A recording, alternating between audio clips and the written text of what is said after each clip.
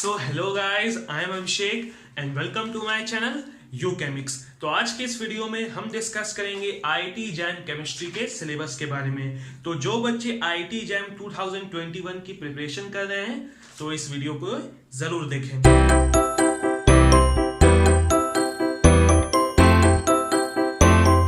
तो देखो, IIT JAM chemistry के सिलेबस से तो आप वाकिफ होंगे, आप नेट से डाउनलोड किए होंगे तो आपको पता चला होगा कि आईआईटी जैम में क्या क्या पूछा जाता है। पर आपको ये नहीं मालूम होगा कि उस सिलेबस में से हमें क्या पढ़ना चाहिए और क्या कम पढ़ना चाहिए। मैं आपको ये नहीं बोल रहा हूँ क्या पढ़ना चाहिए और क्या नहीं पढ़ना चाहिए, क्या पढ़ना चाहिए और क्या कम पढ़ना चाहिए, क्योंकि सिलेबस में जितने टॉपिक्स दिए हुए हैं आपके वो आपको सारे पढ़ने हैं।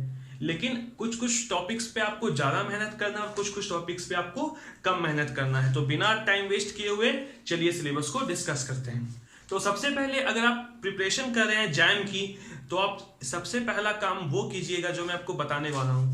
आप सबसे पहले नेट से आईआईटी जैम केमिस्ट्री का सिलेबस को डाउनलोड कीजिए। डाउनलोड करके उसका प्रिंट आउट लीजिए और प्रिंट आउट लेके आप अपने घर पे सिलेबस को चिपका दीजिए। ये one of the most efficient way है किसी भी कॉम्पिटिटिव एग्जाम की तैयारी के लिए। कोई भी आप एग्जाम की अगर प्रिपरेशन कर रहे हैं सबसे पहले आप उसके सिलेबस को डाउनलोड कीजिए, उसका प्रिंट आउट लीजिए, आप अपने रूम में उसको चिपका दीजिए। तब आपको पता चलेगा कि आपने सिलेबस कितना कंप्लीट किया, कितना कंप्लीट नहीं किया। नहीं तो आपको मालूम ही नहीं चलता आपने सिलेबस कौन सा छोड़ा है, कौन सा नहीं छोड़ा है। इसलिए आप अपने सिलेबस को डाउनलोड कीजिए और अपने रूम में दीवार में चिपका दीजिए। चिपका दिए। अब देखो, अब हम शुरुआत करते हैं सिलेबस की। आप अपने स्क्रीन पे भी देख सकते हो सिलेबस। तो मैं स्टार्ट करता हूं फिजिकल केमिस्ट्री के सिलेबस से। तो गाइस चलिए देखते हैं हम फिजिकल केमिस्ट्री की सिलेबस को। देखो, फिजिकल केमिस्ट्री में जो पहला टॉपिक है हमारा वो है बेसिक मैथमेटिकल कंसेप्ट्स, जिससे जैम हर साल सवाल पूछता है। मैथमेटिकल वाले पोर्शन से जैम हर साल सवाल पूछता है, चाहे वो एक सवाल हो चाहे वो दो सवाल हो। किसी किसी ईयर में एक सवाल पूछता है, किसी किसी ईयर में वो दो सवाल पूछता है मैथमेटिक्स से। तो देखो, मैथमेटिक्स में हमें क्या पढ़ना है। मैथमेटिक्स में आपको दिख रहे होंगे इतने सारे टॉपिक्स। जो टॉपिक पे हमें ज्यादा फोकस करना है वो टॉपिक है हमारा मैक्सिमा मिनिमा। आप जैम के प्रीवियस ईयर क्वेश्चंस को उठा के देख लो, आप मैक्सिमा मिनिमा का क्वेश्चन हर साल पाओगे, एक दो साल को छोड़ के। तो मैक्सिमा मिनिमा जैम का फेवरेट टॉपिक है। आपको मैक्सिमा मिनिमा करके ही जाना है अगर आपको मैथमेटिक्स वाले पोर्शन में स्कोर करना है जैम का। तो देखो, मैक्सिमा मिनिमा तुम कहां से पढ़ना है, तुम आरएस अग्रवाल और एनसीईआरटी से बस पढ़ लो मैक्सिमा मिनिमा, दैट्स इनफ। हल्का फुल्का एक दो क्वेश्चन या तीन चार क्वेश्चन बना लो मैक्सिमा मिनिमा का, बेसिक आइडिया ले लो कैसे हम निकालते हैं कोई फंक्शन का मैक्सिमा और मिनिमा। तुम स्कोर कर जाओगे जैम में, तुम आसानी से 2 मार्क्स गेन कर सकते हो। अब देखो, दूसरा इंपॉर्टेंट टॉपिक क्या है, वो है हमारा vectors and matrices. Vectors and matrices भी तुम एनसीईआरटी और आरएस अग्रवाल से पढ़ सकते हो, काफी है। फिर डिटर्मिनेंट्स आपको आना चाहिए कि डिटर्मिनेंट्स कैसे निकाला जाता है, पता ही होगा आपको। और भी कुछ कुछ फॉर्मूला एनसीईआरटी में दिया हुआ है, आप देख सकते हो। और ऑर्डिनरी डिफरेंशियल इक्वेशन ये भी आप करके जाइएगा। देखो, ऑर्डिनरी डिफरेंशियल इक्वेशन आपको पता होना चाहिए कि सर्कल, पैराबोला, हाइपरबोला, ये सब का हम डिफरेंशियल इक्वेशन कैसे लिखते हैं। मतलब ये सब के इक्वेशन को हम डिफरेंशियल इक्वेशन में कैसे रिप्रेजेंट करते हैं वो आपको पता होना चाहिए। वैसे ओडीई मतलब ऑर्डिनरी डिफरेंशियल इक्वेशन, ये पोर्शन से जैम उतना सवाल नहीं पूछता है। तो आप नहीं भी करके जाओगे ऑर्डिनरी डिफरेंशियल इक्वेशन तो कोई फर्क नहीं पड़ेगा। लेकिन आपको करके जाना है maxima minima, vectors matrices and determinants, ये सब करके ही जाना है। प्रोबेबिलिटी आप छोड़ सकते हो, स्टैटिस्टिक्स आप छोड़ सकते हो। तो हमारा बेसिक मैथमेटिकल कंसेप्ट तो खत्म हो गया। अब हम आते हैं अपने केमिस्ट्री वाले टॉपिक पे। तो दूसरा टॉपिक हमारा फिजिकल केमिस्ट्री का क्या है, वो है एटॉमिक एंड मॉलिक्यूलर स्ट्रक्चर। तो एटॉमिक एंड मॉलिक्यूलर स्ट्रक्चर भी एक बहुत स्कोरिंग पोर्शन है जैम का। इससे हर साल 2 सवाल पूछता है जैम, हर साल 2 सवाल। और वो सवाल उतने मुश्किल नहीं होते हैं, हाँ मीडियम लेवल के होते हैं, लेकिन वो आप स्कोर कर सकते हो अगर आप हल्का प्रैक्टिस करोगे तो। मतलब वो मिनिमम प्रैक्टिस पे आप ये सब सवालों को कर सकते हो, एटॉमिक स्ट्रक्चर के सवालों को। तो एटॉमिक स्ट्रक्चर में हमें जो पढ़ना है, जो मेन है, वो है हमारा bourse theory of hydrogen atom. तो बोर का जितना भी थ्योरी है वो आपको अच्छे से आना चाहिए कि बोर हमें क्या बताया था, हाइड्रोजन स्पेक्ट्रम का हम कैसे निकालते हैं, वेवलेंथ, वेव नंबर, ये सब, वेलोसिटी ऑफ इलेक्ट्रॉन क्या होता है, एनर्जी ऑफ इलेक्ट्रॉन क्या होता है, ये सब में तो ये सब आप जानते हो।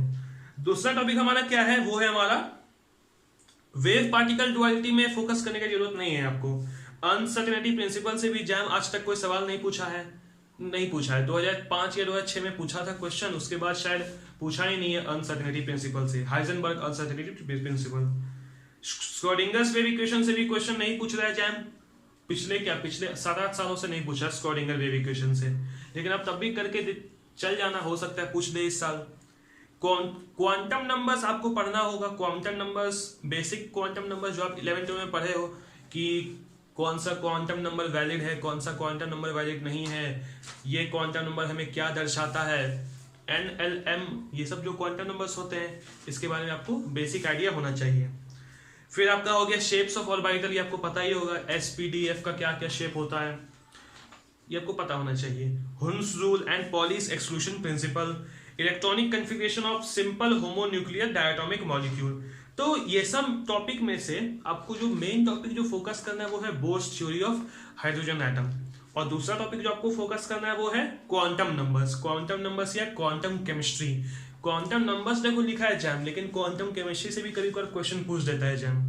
तो यही देखो सारा जैम का खुद अता पता नहीं है कि वो सिलेबस में क्या लिखा है और पूछ क्या रहा है। तो आप क्वांटम केमिस्ट्री पढ़ के जा भी सकते हो, नहीं भी जा सकते हो। मैं बोलता हूँ मत पढ़ के जाओ, क्योंकि सवाल आ भी सकता है क्वांटम केमिस्ट्री से, नहीं भी आ सकता है। अगर आएगा भी तो एक सवाल आएगा, वो एक सवाल होगा 2 नंबर का, तो 2 नंबर आप छोड़ भी दोगे तब भी आपका कोई कुछ नहीं जाएगा। लेकिन आप जो करके जाना वो है बोर्स थ्योरी आना ही आना है हर साल, उससे क्वेश्चन आएगा ही आएगा। अब तीसरा जो टॉपिक है हमारा वो है थ्योरी ऑफ गैसेस, मतलब गैसियस स्टेट में हमें वंडर वॉल इक्वेशन पता होना चाहिए आपको, रियल गैस इक्वेशन पता होना चाहिए, Boyle's law, Charles law, Avogadro's law, Gay-Lussac's law, ये सब का एलिमेंट्री आइडिया आपको होना चाहिए। साथ ही साथ आपको काइनेटिक थ्योरी ऑफ गैसेस के बारे में पता होना चाहिए, उसका पूरा जो थ्योरी है काइनेटिक थ्योरी ऑफ गैसेस उसको आप अच्छे से पढ़ लीजिएगा। और काइनेटिक थ्योरी ऑफ गैसेस से हमें क्या क्या मिलता है, मोस्ट वेरिएबल स्पीड का फॉर्मूला क्या होता है, आरएमएस का फॉर्मूला क्या होता है, उन सब के ग्राफ्स, उन सब का ग्राफ्स कैसे चेंज होता है, हम टेम्परेचर बढ़ाएंगे उन सब का ग्राफ्स कैसे चेंज होगा अगर हम वेलोसिटी बढ़ाएंगे, ये सब आपको डिटेल्ड वे में गैसियस स्टेट पढ़ना है। देखो गैसियस स्टेट का हर जो टॉपिक है ना वो इंपॉर्टेंट है, इसलिए मैं आपको ये नहीं बोल रहा हूँ कि ये टॉपिक पढ़ो ये टॉपिक नहीं पढ़ो, हर टॉपिक इंपॉर्टेंट है। तो आप गैसियस स्टेट पूरा अच्छे तरीके से पढ़ के जाइएगा।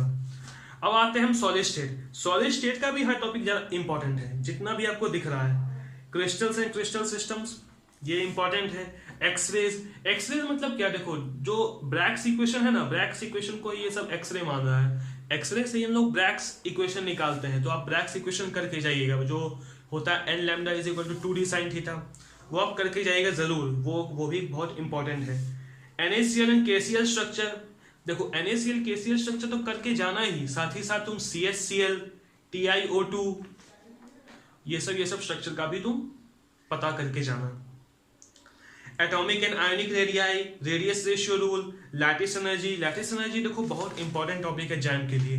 लैटिस एनर्जी आपको पता होगा कि हम 2 तरीके से निकालते हैं लैटिस एनर्जी, एक बॉर्न हेबर साइकिल से और एक बॉर्न लैंडिस इक्वेशन से।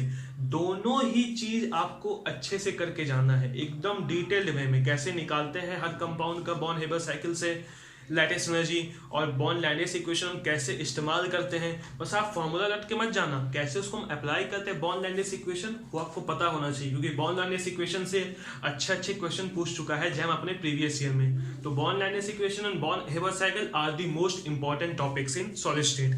और भी इंपॉर्टेंट टॉपिक है आइसोमॉर्फिज्म और हीट कैपेसिटी ऑफ सॉलिड्स, आपको पढ़ने की जरूरत नहीं है। इन 2 टॉपिक गेट लेवल का टॉपिक है, ये 2 टॉपिक आइसोमॉर्फिज्म और हीट कैपेसिटी ऑफ सॉलिड, तो आप इस टॉपिक को मत ही पढ़ो, आपके लिए अच्छा है। और ये इससे सवाल भी नहीं पूछा है कोई जैम, कोई भी साल में नहीं पूछा है सवाल आइसोमॉर्फिज्म और हीट कैपेसिटी ऑफ सॉलिड से। फिर हम बढ़ते हैं केमिकल थर्मोडायनेमिक्स से। तो केमिकल थर्मोडायनेमिक्स की मैं बात करूं तो केमिकल थर्मोडायनेमिक्स भी एक बहुत इंपॉर्टेंट टॉपिक है जैम के लिए, इससे भी हर साल सवाल पूछता है जैम। तो ये टॉपिक में जो मोस्ट इंपॉर्टेंट है वो है मैक्सवेल्स इक्वेशन ऑफ गैस। तो मैक्सवेल गैस इक्वेशन बहुत इंपॉर्टेंट है, सबसे पहले तुम उसको पढ़ो। मैक्सवेल का जो इक्वेशन नहीं होता है dV/dt P at constant P, वो सब इक्वेशन आप जरूर करके जाओ। उसके बाद जो दूसरा इंपॉर्टेंट जो टॉपिक है थर्मोडायनेमिक्स में वो है फर्स्ट लॉ, सेकंड और थर्ड लॉ, आपको पता ही होगा, इसके आपको बेसिक एलिमेंट्री आइडिया पता होना ही चाहिए। फिर आपको entropy, free energy, criteria for spontaneity, देखो क्राइटेरिया फॉर स्पॉन्टेनिटी से जैम 2019 में एक बहुत ही खूबसूरत सवाल पूछा था। स्पॉन्टेनिटी का क्राइटेरिया से जैम 2019 में एक बहुत ही खूबसूरत सवाल पूछा था। आप जाके देखिए, आपको पता चलेगा कि जैम कितना अच्छा क्वेश्चन पूछता है थर्मोडायनेमिक्स से। तो थर्मोडायनेमिक्स आप अच्छे से करके जाइएगा, एक भी टॉपिक आप मत छोड़िएगा थर्मोडायनेमिक्स में जो आपके सिलेबस में लिखा हुआ हो। अब हम बात करते हैं केमिकल एंड फेज इक्विलिब्रियम। देखो, केमिकल और फेज इक्विलिब्रियम एक हिट एंड मिस टॉपिक है जैम में। हो सकता है ये सवाल इससे पूछ भी दे कोई साल नहीं भी पूछे। तो ये इससे हर साल सवाल नहीं पूछता है जैम इन दो टॉपिक से। लेकिन जो बाकी के टॉपिक्स मैं आपको बता रहा था, gaseous state, solid state, chemical thermodynamics, atomic structure, mathematical concepts, ये सब से जैम हर साल सवाल पूछेगा और पूछता है और पूछेगा हमेशा। लेकिन केमिकल इक्विलिब्रियम और फेज इक्विलिब्रियम से वो हर साल सवाल नहीं पूछता है। तो केमिकल इक्विलिब्रियम में आपको पता होना चाहिए बेसिक की इक्विलिब्रियम होता क्या है, केपी, केसी, केएक्स, केएन के बारे में आपको नॉलेज होना चाहिए। उसके बाद ली-चार्टियर्स प्रिंसिपल का आपको आइडिया होना चाहिए। आयनिक इक्विलिब्रियम का आपको आइडिया होना चाहिए कि आयनिक इक्विलिब्रियम क्या होता है, हम कैसे निकालते हैं किसी भी उसका फॉर्मूला जो होता है, basic formula, solubility product, ionic product of water, ये सब आपको आयनिक इक्विलिब्रियम में पता होना चाहिए। फेज इक्विलिब्रियम देखो काफी बच्चों को समझ में नहीं आता है और फेज इक्विलिब्रियम से सवाल जैम पूछता भी नहीं है। तो अगर फेज इक्विलिब्रियम अगर आप नहीं भी करके गए हो जैम के लिए तो कोई बात नहीं, 2 नंबर का क्वेश्चन पूछेगा जैम फेज इक्विलिब्रियम से, वो आप छोड़ भी दोगे तो कोई फर्क नहीं पड़ेगा, क्योंकि फेज इक्विलिब्रियम हल्का सा टफ चैप्टर है। फिर हम बात करते हैं इलेक्ट्रोकेमिस्ट्री की। इलेक्ट्रोकेमिस्ट्री भी one of the most important topic है जैम के लिए, इससे भी हर साल सवाल क्वेश्चन पूछता है। तो इलेक्ट्रोकेमिस्ट्री में जो जितने भी आपको टॉपिक्स दिख रहे हैं वो सारे इंपॉर्टेंट है।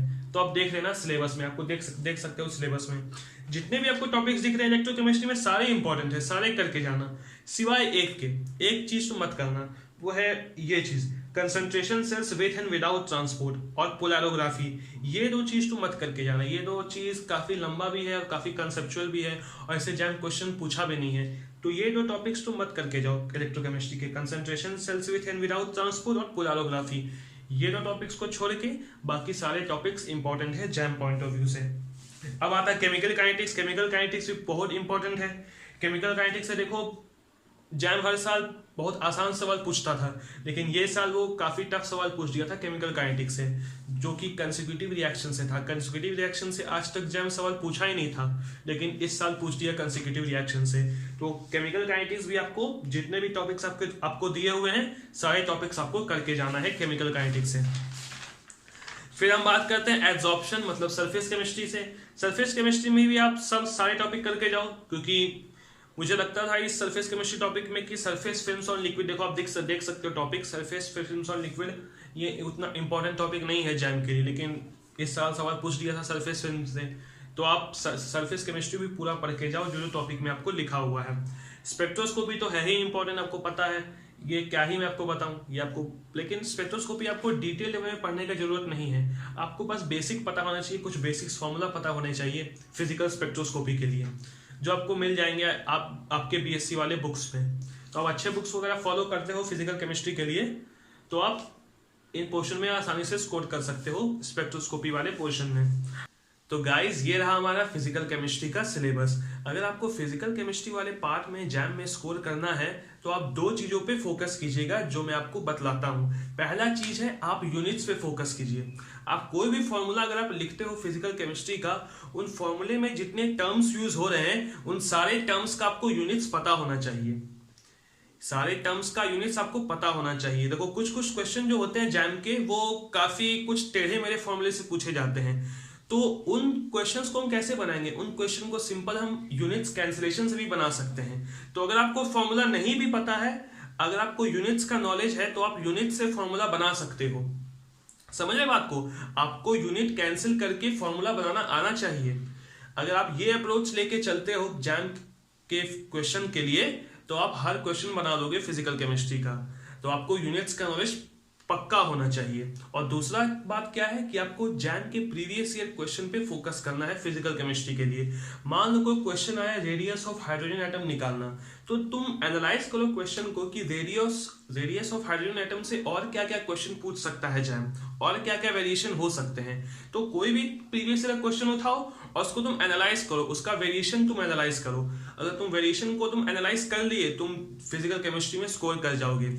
तो आपको दो बातें ध्यान रखनी है, यूनिट कन्वर्जन और दूसरा प्रीवियस ईयर क्वेश्चन। ये दो टॉपिक पे अगर आप फोकस करोगे तो आप ऑब्वियसली बात है आप जैम में स्कोर कर जाओगे। मैं जैम 2020 का एक क्वेश्चन सॉल्व किया हूं अपने पहले वाले वीडियो में, जिसमें सिर्फ यूनिट कैंसिल करके ही मैं आंसर तक पहुंच गया हूं। उस क्वेश्चन का मुझे फॉर्मूला नहीं पता था, लेकिन मैं सिंपल यूनिट कैंसिल करके उस क्वेश्चन का आंसर तक पहुंच गया। तो आप समझ सकते हो कि यूनिट्स कैंसिलेशन और यूनिट का नॉलेज होना कितना ज्यादा इंपॉर्टेंट है जैम के क्वेश्चन को सॉल्व करने के लिए। तो इसी के साथ मैं इस वीडियो को अंत करता हूं। अगला वीडियो मेरा आएगा ऑर्गेनिक केमिस्ट्री के सिलेबस से। तो तब तक के लिए अगर आप इस चैनल पे नए हो तो please hit that like and subscribe button. So this is Abhishek Upadhyay signing out.